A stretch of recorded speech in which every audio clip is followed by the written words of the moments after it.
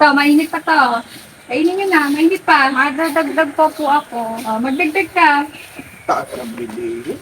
Ma, eh. paalis na po ako. Saan ka na Ingat naman? ka, anak ha. School pa, late na ako. Ingat ka, ha? Saan ko si ka. Casey? Baon mo. Meron na. Casey? Si Casey po. Casey, asan ka na? Hinahanap ka na. Ito na po, palakas na. Uy, bakla ka. Anong oras na? Tara na, late na tayo. Grabe, mag-chika ako sa'yo. Sige, chika mo sa akin na magpapunta tayong school. Nabalitaan mo na ba yung AI scam? Hindi pa, bakit? Ano meron dun? Gagi, kaya na daw gayahin yung boses pati mukha. Weh? Grabe naman, parang ang hirap paniwalaan. Totoo nga, nabasa ko. Kung ano ang nagagawa ng mga tao ngayon, grabe mo, no? Bago pa nga ng uniform ko, pa, hindi ko pa. Sa araw-araw, halos lahat nakaasa na sa cellphone. Mabilis, madali, at minsan, delikado na rin.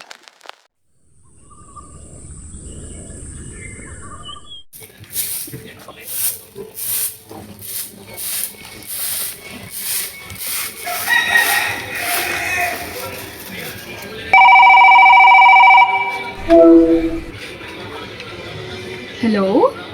Ma, na-aksidente po ako. Nasa ospital po ako ngayon.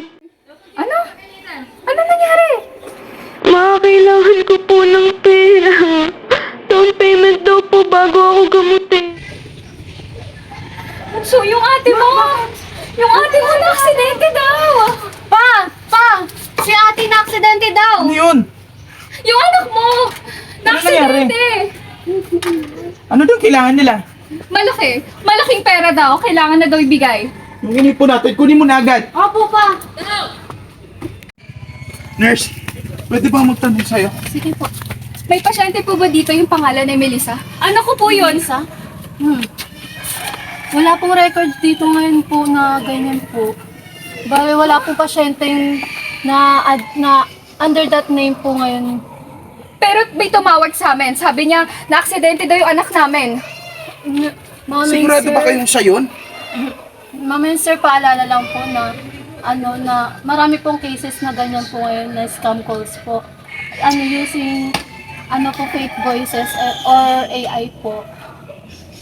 Kaya kung dapat i-verify niyo po muna kung siya ba talaga yung nakausap niyo. Dami po, Bispi, pagod na ako. Kita mo sa mukha ko, haggard na ako. Tingin? Sinabi mo pa, tara na, umuwi na tayo, nakakapagod na. Nagawang na-activity. Ay, ingat. Kita tayo bukas. Bye-bye.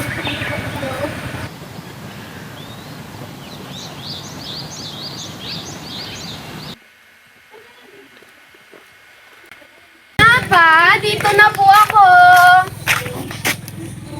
Bakit po? Ate, ate kasi kanina pumunta kami ng ospital, may tumawag sa amin.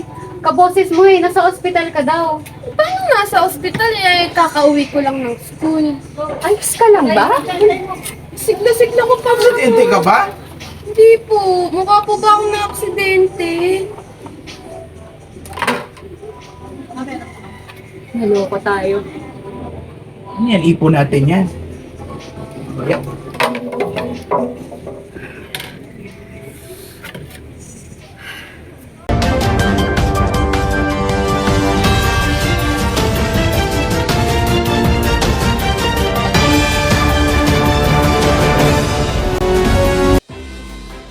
Dumarami ngayon ang kaso ng AI-powered scams sa bansa, kung saan ginagamit ang teknolohiya para gayahin ang boses at mukha ng isang tao.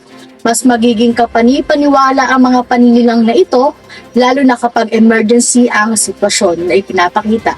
Dahil dito, maraming pamilya ang napapaniwala at hindi inaasahang magpadala agad ng pera. Pinapayuhan ang publiko na maging mapanuri at siguradihing i-verify muna ang impormasyon bago kumilos. Nakakatakot na. Kahit boses mo, pwede nang nakawin. Hindi na siya tulad dati, na obvious na scam. Ngayon, parang mas personal na.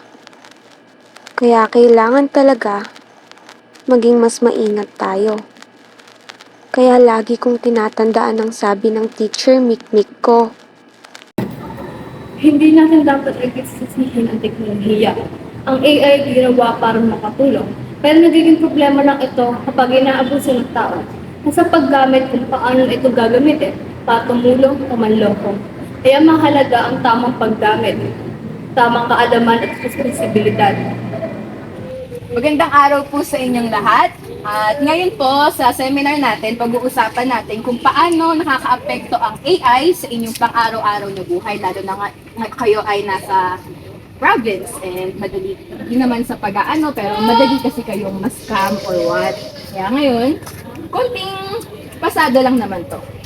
So, ang AI, makakatulong ito sa maraming bagay.